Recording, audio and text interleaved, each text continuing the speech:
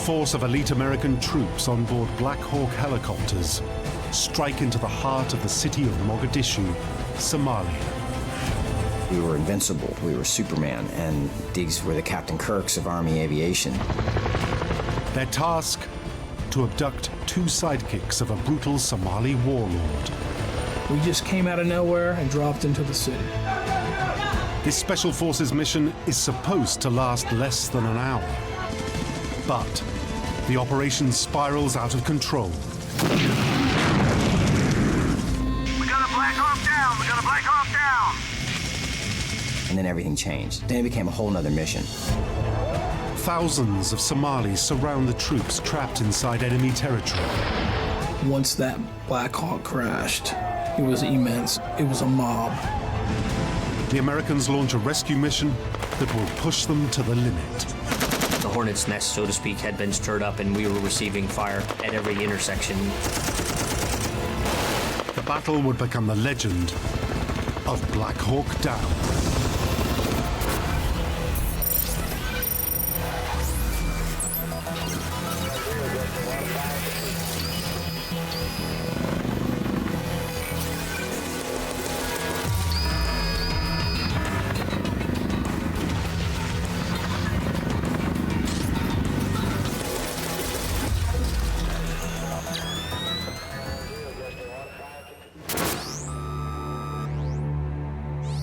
On the east coast of Africa lies the country of Somalia.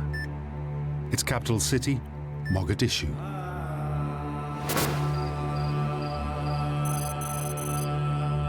It is about to witness one of the bloodiest chapters in its history.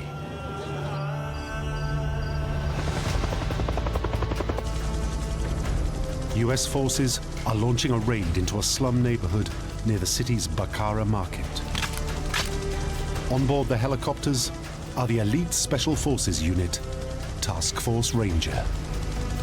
Their mission, to capture and extract two henchmen of a suspected war criminal. It was pretty simple. To get in, capture the targets, and to get out.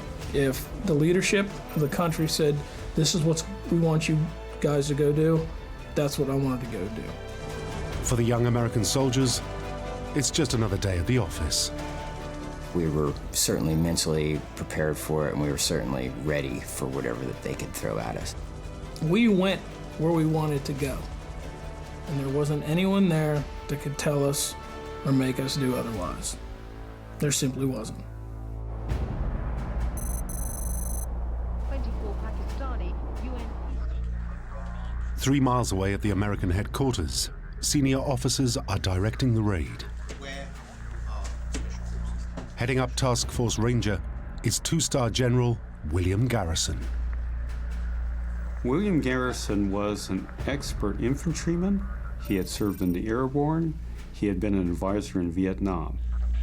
Garrison has fought battles all over the world for nearly 3 decades.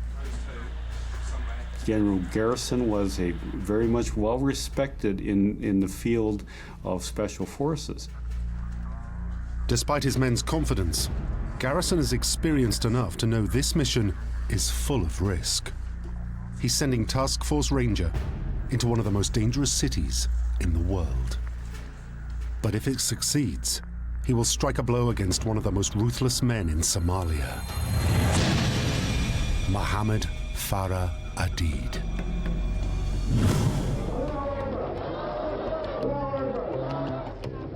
Aidid hits the headlines in 1992 when he tries to seize control of a famine-ravaged Somalia.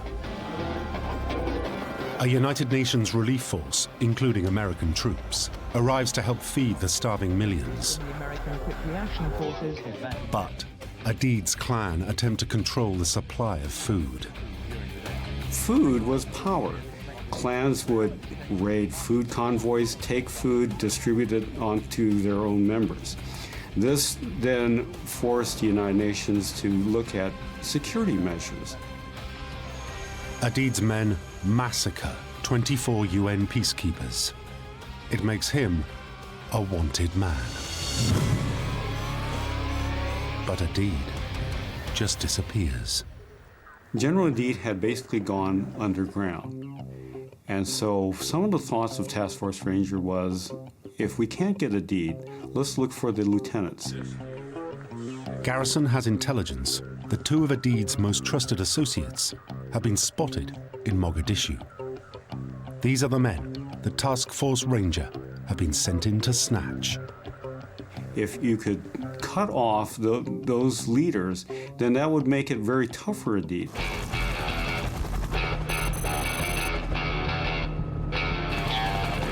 Garrison's Task Force Ranger seems perfect for this extraction mission.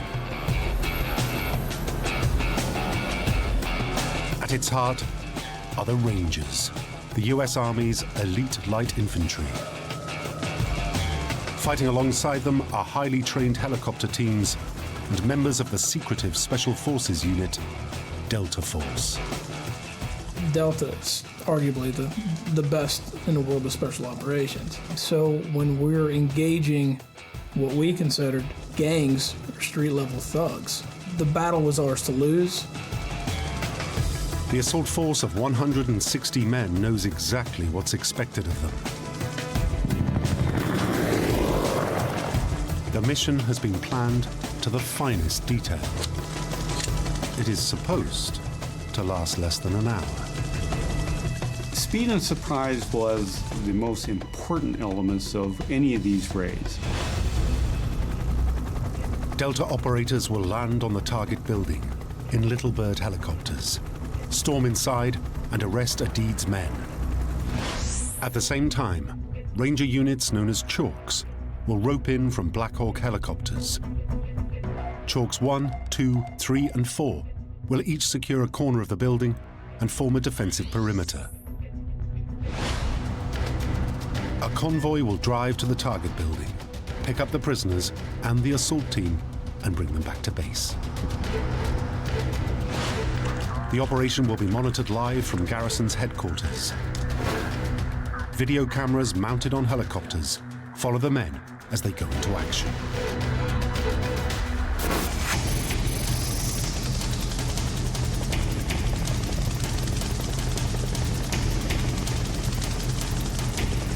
By mid-afternoon, the airborne assault force has maneuvered above the target building.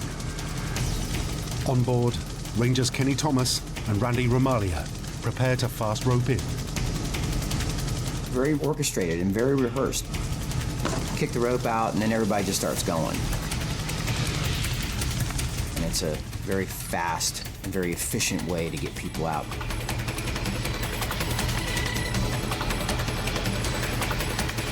We just came out of nowhere and dropped into the city. And it was almost that calm before the storm.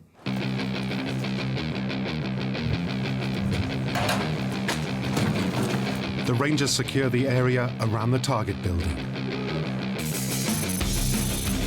Inside, the Delta team move in on Aidid's men.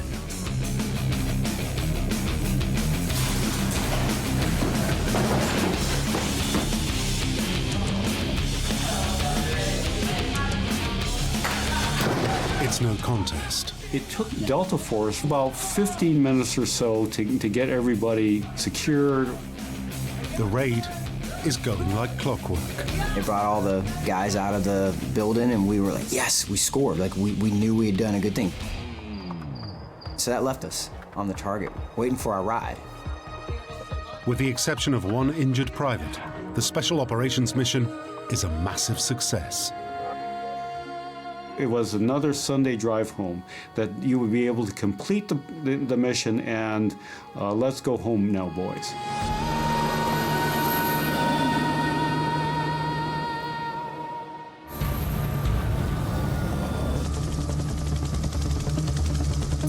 The Americans and their prisoners begin to load up onto the convoy, but the Somalis are quickly amassing forces.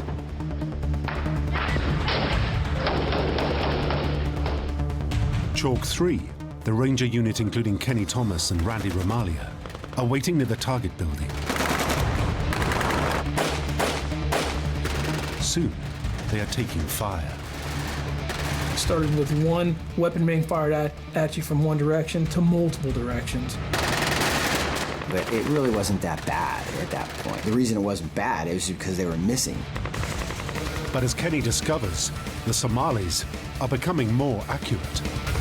I was on a knee firing down the road, and it hit me right here. Bam, it just knocked me backwards.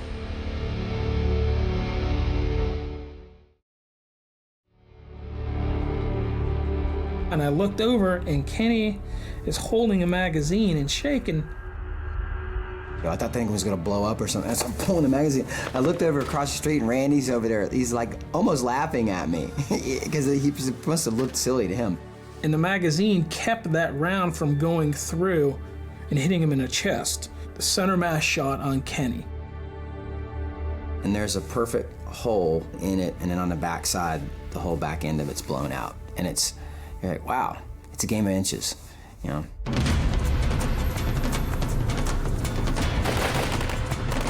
Every second the Americans spend in the danger zone gives the Somalis time to bring in more militiamen.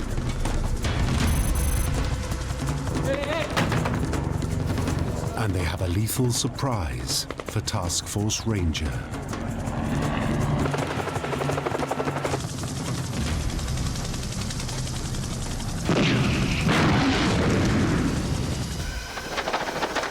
I looked up and I saw the black smoke coming from the tail section of the Black Hawk, and it went into a spin. It looked odd. Like it shouldn't be flying like that. In the back of your mind, you knew that it was going down. I heard it impact.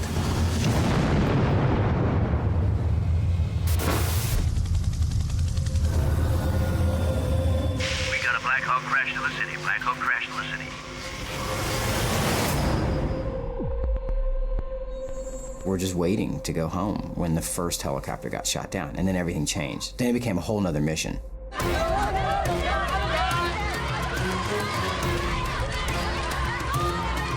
The Somalis near the crash site swarmed towards the injured men of the downed helicopter.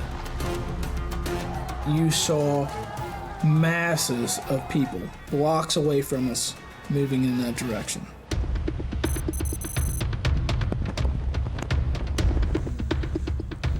At his headquarters, Garrison and his team watch the disaster unfold. Among his staff is Ranger Larry Moores. It was very busy, especially once the helicopter crashed in the city. Everybody's anxiety goes up a notch. We are very focused on how can we evacuate everybody from the city. The two pilots are dead, but there are some survivors at the site. Now General Garrison has to react. He has to now put in forces. This is a major concern because where the shoot-down occurred. The situation is all the more difficult because the helicopter has crashed deep inside hostile territory. Task Force Ranger is in an urban area that might be very difficult to get forces in and conversely get forces out. Garrison orders another helicopter to drop medics and snipers onto the crash site. But that just buys time. He will also have to divert the convoy that's loaded up with the prisoners to pick up the survivors. But no one knows how long the convoy will take to arrive. He mobilizes the Rangers and Delta operators that are still on the ground near the target building. They follow orders to move to the crash site and form a protective cordon as soon as they can.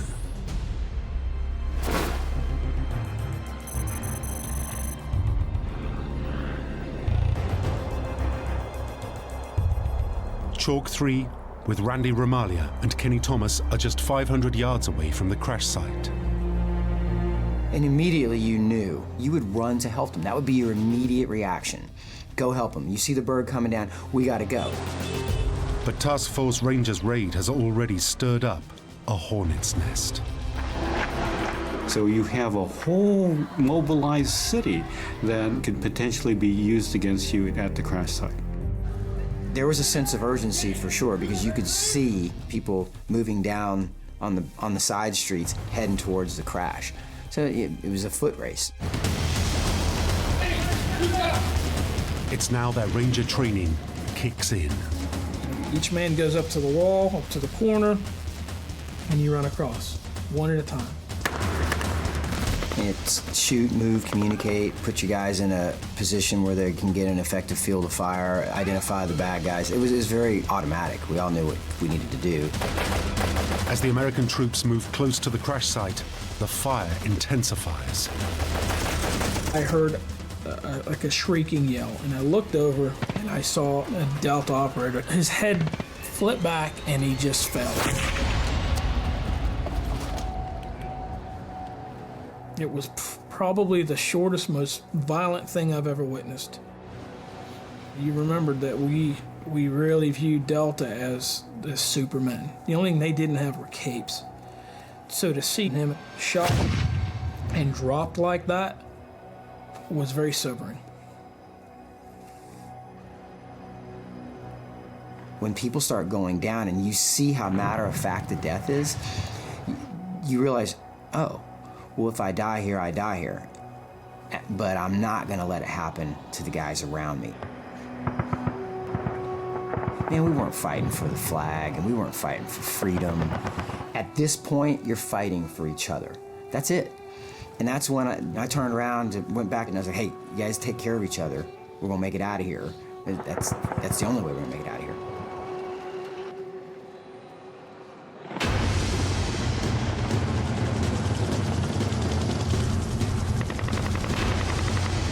Kenny and Randy's unit continue to fight their way towards the Americans at the crash site, but they're still a block away.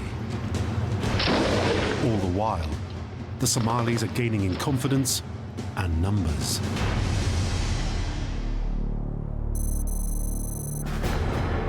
advised, we're coming under heavy fire. At headquarters, General Garrison gets more bad news.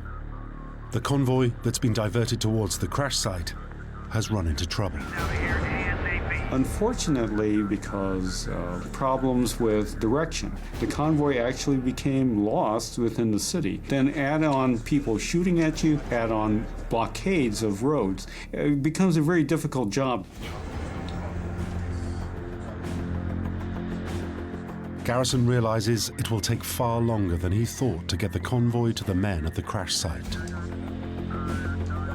He will have to use helicopters to support them for now, and this is risky. Somalis lie in wait with rocket-propelled grenades all over the city.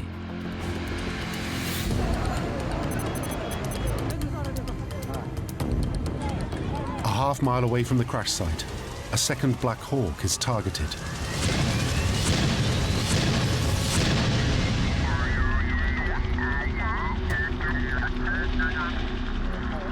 Garrison and his team watch in horror as the second helicopter goes down. We got another helicopter down. We need combat search and rescue. When the second one went in, it just ramped up the intensity. Again, there are survivors. One of them is the Black Hawk's pilot, Mike Durant. Whatever it took, whatever force we needed to put together, we were going to do that and bring everybody back off of the objectives.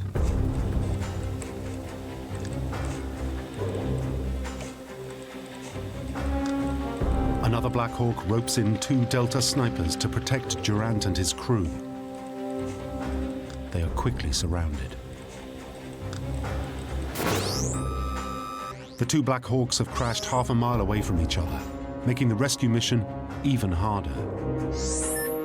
And the convoy is still unable to break through to the first crash site. Half its force is now either wounded or dead. We kept hearing on the radio the amount of casualties. All I wanted to do was be out there with them and be a part of the effort. Garrison reaches a devastating decision. The rescue convoy is becoming combat ineffective. He has no choice but to pull them out.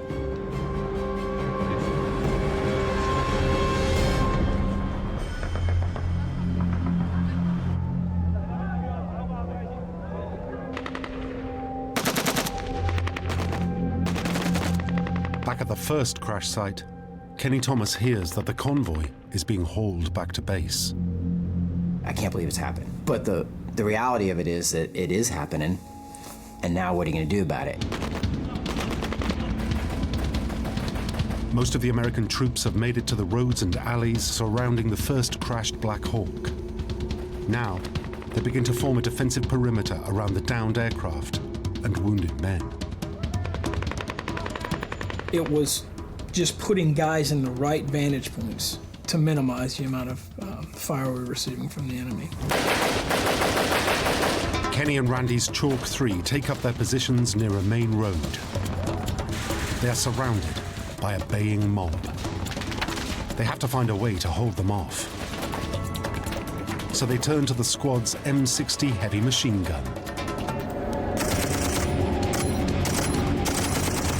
We needed that M60 there. And we were going to do whatever it took to keep that M60 there.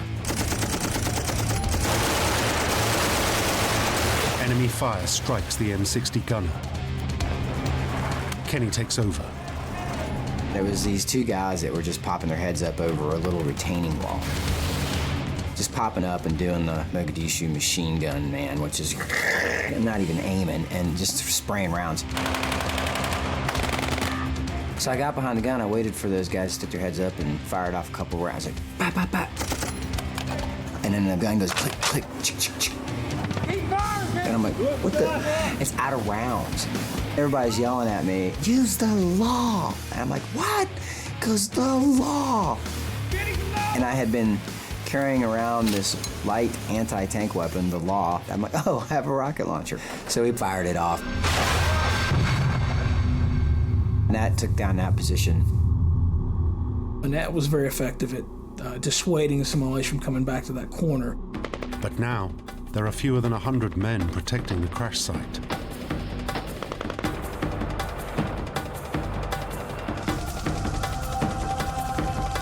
The number of Somalis are steadily growing, and they outnumber the Americans at least 10 to 1. Most of them with close links to Aidid's clan.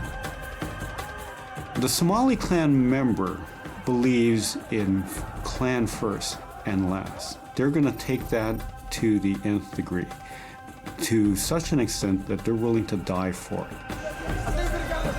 To make them even more fanatical, some are high on the local drug of choice. There was some use of an addictive drug called cat. It's almost like being on amphetamine. It's going to provide you that extra oomph or that strength to carry on. You're fighting a tough foe. We came in with the audacity that we could just kick in doors and take down who we wanted, and they were going to fight back. That's one of the places we went wrong. We completely underestimated their ability to play the game of urban combat.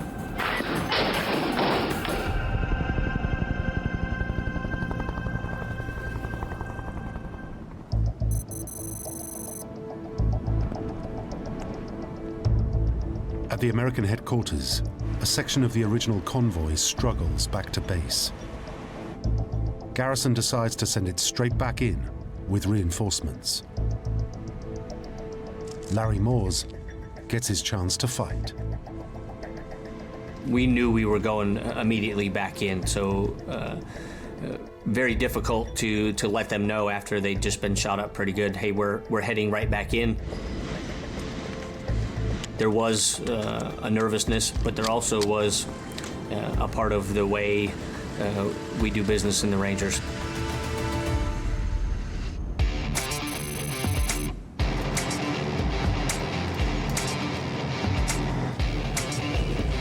The new convoy rolls out, but the Somalis are ready. The Somalis had set up a huge roadblock. There was no maneuvering around. We were hit by a high volume of small arms fire to try and keep us from getting up there to that crash site. It was a pretty constant fight.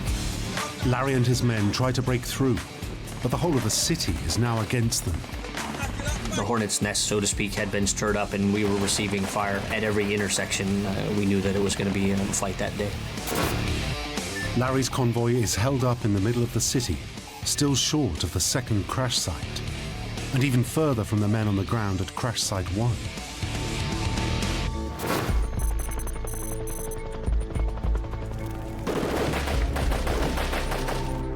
The news of the convoy's slow progress comes through to the men surrounded there. I could hear the radio transmissions. And I remember we start looking at each other with concern, because we had never been on the ground this long, and the convoy had never received this amount of fire. That was where I really felt, I believe, discouraged.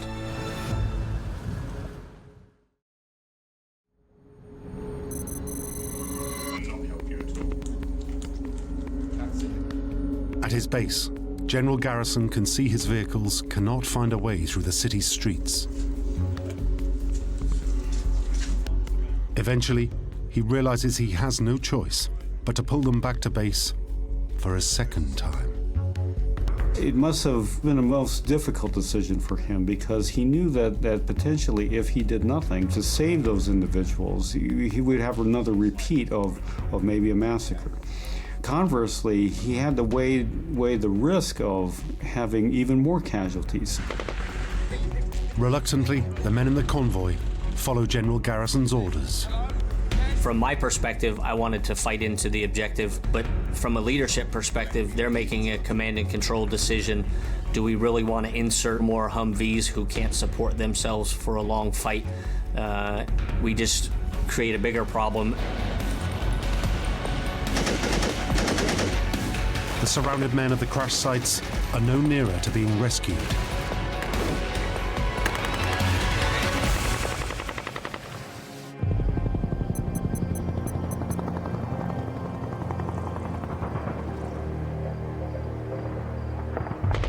Night falls on Mogadishu.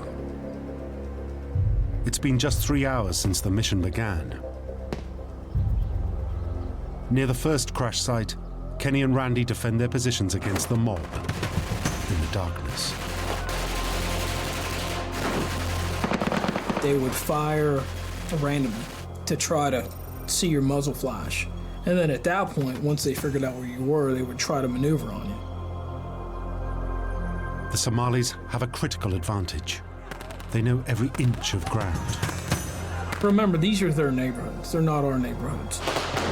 The Americans realize they stand no chance on the city's streets. The thing that obviously made sense, and the Delta guys had already done this, was kick in a door, take over the house, and that's what we needed to do. The men move inside and steel themselves for a long night ahead.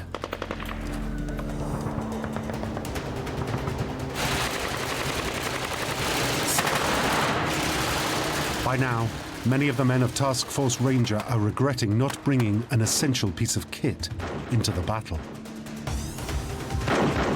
We didn't anticipate being on the ground this long. A lot of us didn't bring night vision. Basically, we got complacent because we were happy not to carry more gear. But we learned it's better to have and not need than to need and not have. The Americans could have seen their enemy in near total darkness with their night vision goggles. Without them, the Somalis can close in. The fighting along the crash site is very close combat. It's almost eye to eye, tooth to tooth. The Americans are now fighting for their lives.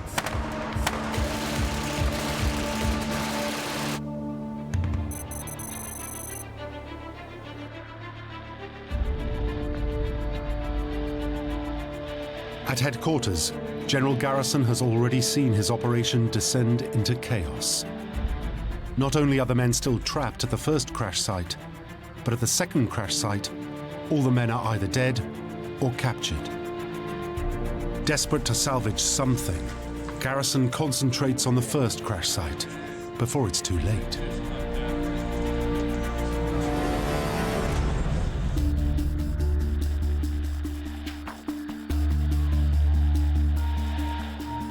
The only way to get his men out is to launch another convoy.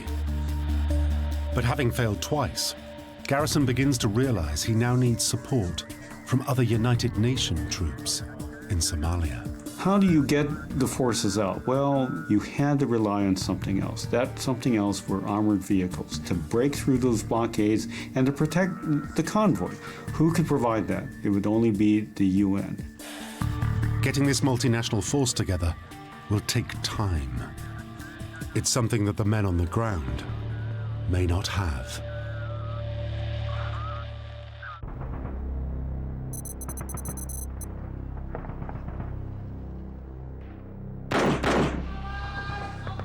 Back at the first crash site, the men of Chalk 3 are reaching their lowest ebb. I was exhausted at this point, and I got against the wall and I just slid onto the floor. And it looked like the floor was wet, and it was. It was wet from blood. You could actually smell the blood in the room. Once I realized I was sitting in it, I was tired enough to where I didn't even care to move. And then I remember picturing the White House at night, just like we've all seen on the news, where it's all lit up in white light at night, beautiful. And I remember thinking, no matter what decision is made there right now, there is nothing that can be done to help us. And that was very sobering, knowing that you're part of the greatest fighting force in the world, and no matter what decision is made at the highest level of government, there is nothing that can be done to help you in that particular situation, or in time to help get you out of that situation.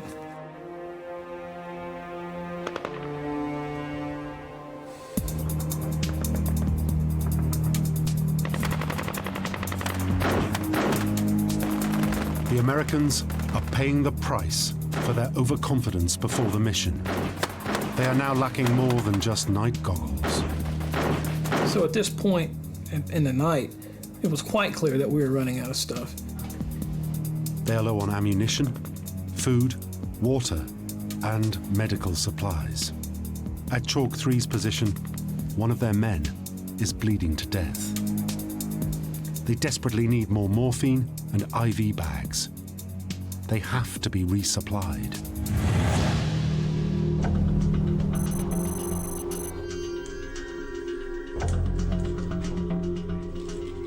Garrison faces another crucial decision. He has already lost 2 Black Hawks in the city, but a helicopter drop is the only way he can resupply his men. Doing nothing is not an option. So he takes the responsibility. I have to send a helicopter out there to drop supplies, and that's what he does.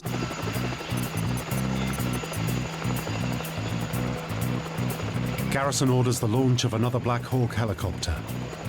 The pilot will need to be guided in by the men on the ground. You have to land those supplies in a certain area where you can get access to them. You land on the wrong place, then all you're doing is giving supplies to the Somalis.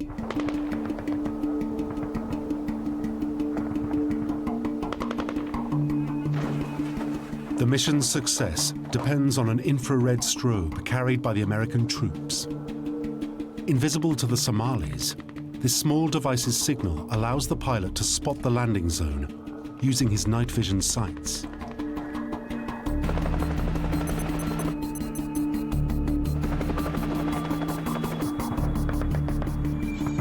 At the crash site, the men prepare for the drop. This is Super 66 calling in for radio check over. Reading you loud and clear. The Rangers talk the helicopter in until the pilot can spot the strobe. Okay, watch my altitude. It's 100 feet into the wind. Altitude's good. Okay, that's 75 feet, and you're in a good position. It looks like it's going to plan. Then, a hail of fire. Taking small arms fire! Taking small arms fire! He just had to sit there, hover, and take it. He knows that bird's getting hit, man. Ting, ting, ting, ting, ting, ting. You know, and he has to sit there and take it because he knows there's guys counting on him. It's not about like, I don't know, man, it's pretty hairy. I don't want to go in there. What? Are you kidding me? That's not how it works. The Black Hawk just manages to stay in the air and makes the drop.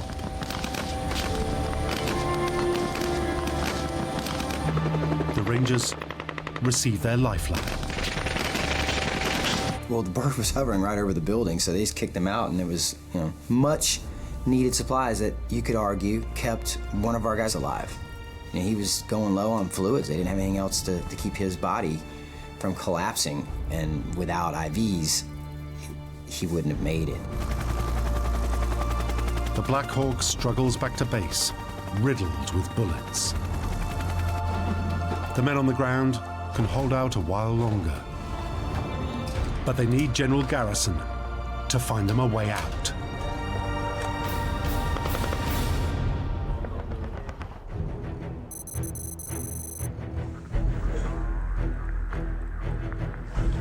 At his headquarters, Garrison has had a breakthrough. Other UN forces have agreed to let him use their tanks and armored personnel carriers in the next convoy. The Malaysians and the Pakistanis were committed to going in with us, which we give them a lot of credit for. They didn't have any trapped personnel on that objective, but they accepted that role to go out there with us and fight all night. This heavily armored, multinational convoy will leave from Newport and head into the city. Half of the force will steer towards the second crashed helicopter to blow it up. They want to make sure its high-tech weaponry doesn't fall into enemy hands. The rest will push north towards the surrounded men at the first crash site.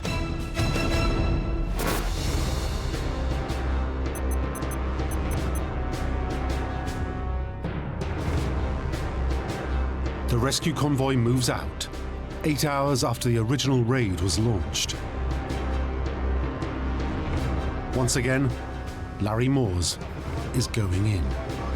Anybody that was able to go out and fight that night, we took with us. So there was some intel analysts, there was a couple of wounded rangers who were able to take a cast off their arm because they wanted to be part of the mission. Corporal Robert Lawhead, a Humvee driver assigned to the 10th Mountain Division, joins the rescue effort. It didn't matter if it were Special Operations, Rangers, or even the 10th Mountain Division. It was just, we had people in trouble. And at that point, we knew it was us against the country. We didn't have time to think about it. We just did it.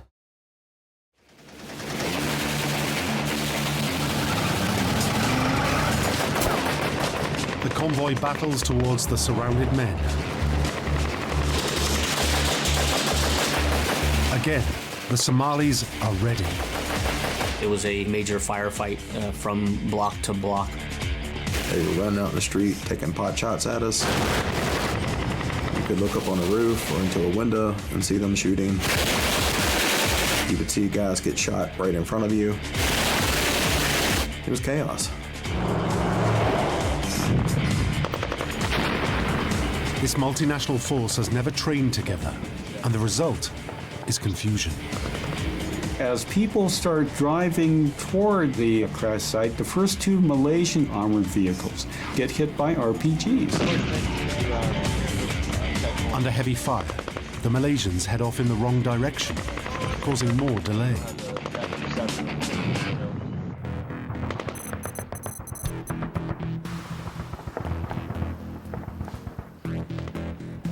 At the first crash site, the waiting troops are feeling the strain. There was no mistaking where that convoy was because the exchange of gunfire was unbelievable. The rescue operation is less than half a mile away, but it may as well be on the other side of Africa. And the radio is like, they're en route. They're not en route. They're en route. They're not en route. You know, at some point you just gave up. The convoy battles through the night for nearly 3 hours. If you can imagine people on the rooftops and in the alleyways and every door shooting at you, that's what they were trying to get through. Finally, it breaks through.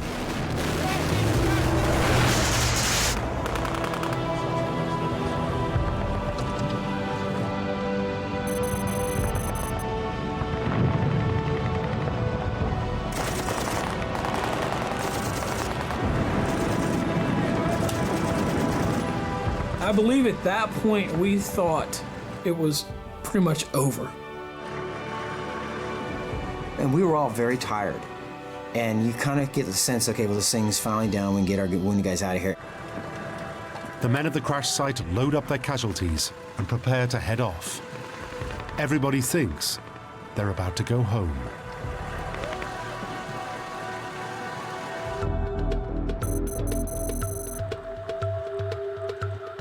But General Garrison has one final challenge for them. The Ranger Creed dictates the Americans can't leave a man behind. He wants his men to bring the body of the pilot of the crashed helicopter home. This was something we had to do. It was the right thing. It was not a question that we were going to leave the body behind. But the body is still trapped inside the crushed cockpit, and it will take time to free it. The delay could mean they lose the cover of darkness. It became a fight against time, dismantling that aircraft to remove him, to bring him home with us. Robert Lawhead's Humvee is called into action to try and free the body from the wreckage. We would start attaching the tow strap to parts of the helicopter to try to pull, different parts of the frame apart so we could get more free access to the body. The delay gives the Somalis more time to attack.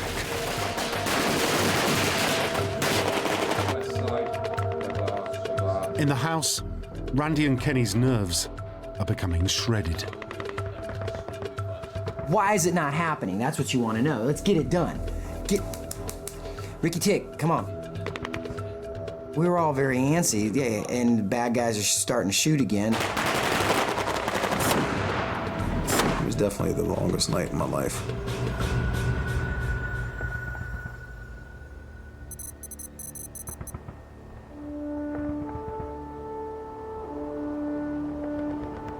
After 3.5 hours, the rescue team finally recovers the dead pilot's body. Only then can they head home. We're getting the hell out of here. I don't care what's in front of us. The convoy now has to fight through a heavily defended maze of streets towards a UN-held stadium in the north of the city. Worse, there's not enough vehicles for all the troops. At that point, the plan was to run out next to vehicles.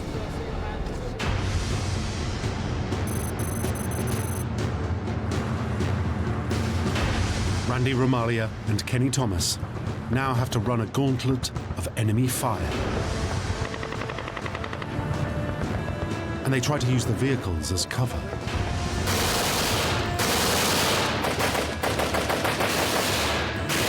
It was a pretty intense fight still that morning. It sounded like someone had picked up a handful of pebbles and were throwing it against sheet metal. That tink, tink, tink, tink, tink, tink, tink, tink, which was bullets bouncing off vehicles. But soon the men on foot are left behind. We got to the first intersection, and that vehicle didn't stop for us. It kept going. And I'm a pretty fast guy, but I'm not that fast. They put the pedal down, man, took off. And that left about 30 of us ran from that city.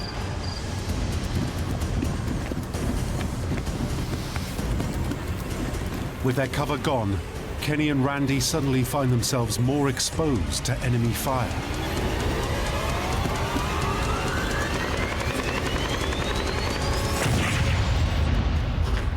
It felt like somebody had walked up and struck me.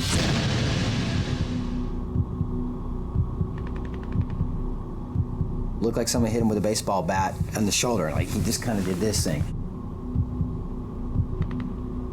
So once I realized I had been shot, I reached into my body armor to check for an exit wound. And I started breathing in and out deeply, expecting to hear a gurgling.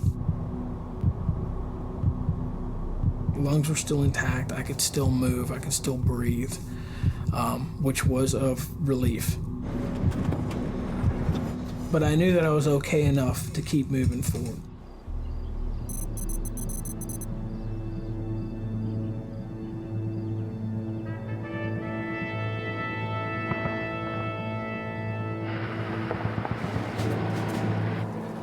Eventually, Kenny and Randy managed to scramble on board UN vehicles. Half an hour later, the convoy finally forces its way back to the safety of the UN-held stadium.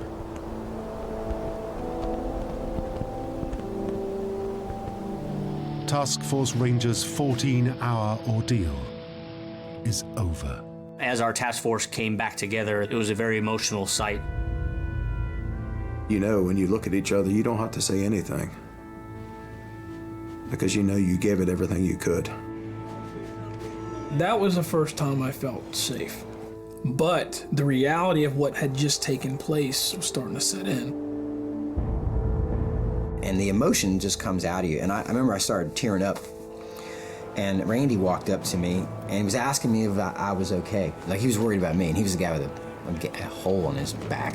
But at that time, it was enough to know he was alive, because I knew by then, we had lost guys. And I knew it was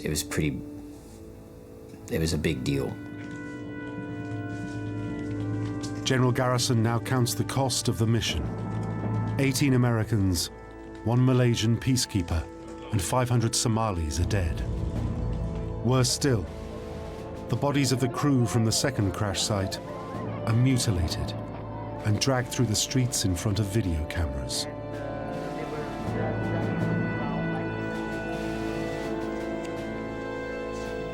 Garrison would later write to President Clinton, saying full responsibility rested with him and not in Washington.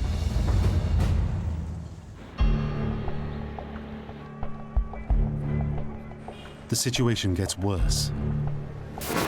The Somalis broadcast images of the captured helicopter pilot, Michael Durant. Michael Durant was held captive. 11 days after the raid, he is released.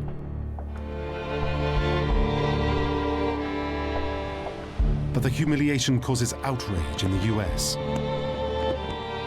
In March 1994, US troops withdraw from Somalia. A year later, the UN also pulls out.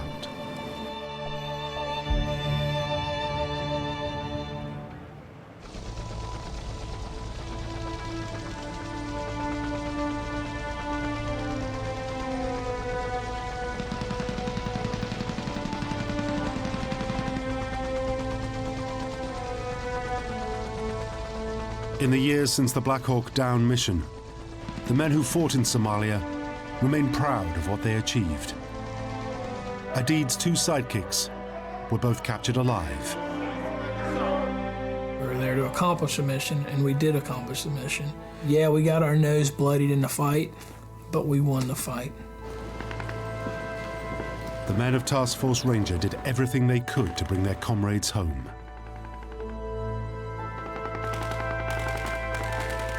Their fighting spirit will ensure this operation will go down in Special Forces history. You know that you had every opportunity to step out of the fight, but nobody did, because they were fighting for each other, because they knew if they stepped out of it, it would leave someone hanging. And you weren't going to do that to your Ranger buddies. You weren't going to do it to anybody. And that feeling sticks with you for life.